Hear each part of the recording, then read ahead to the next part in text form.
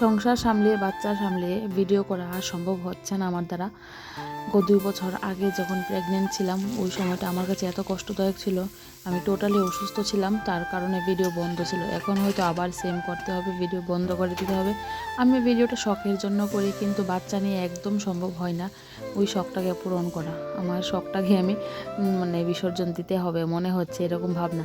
এই সকাল করে উঠে রান্না বাড়া করে নিচ্ছিলাম, আর সারাটা দিন এত ক্লান্তি পড়ে যাচ্ছে, আমি কোনো কিছুই কাজ করতে পারছি না, একদম কিছু করতে পারছি না। শুধু সিম্পল রান্নায়, এই সিম্পল রান্না করতে আমার দিন কেটে যাচ্ছে।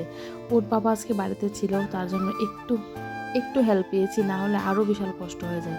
হাই হ্যালো এভরিওয়ান, কী অবস্থা সবার, কেমন আছেন সবাই? আজকে স্নান করতে দুপুর 3টা বেজে গিয়েছিল। কি করব, কিছু করার নেই, ছোটো বাচ্চা থাকলে যা হয় অনেক সমস্যা ফেস করতে হয়।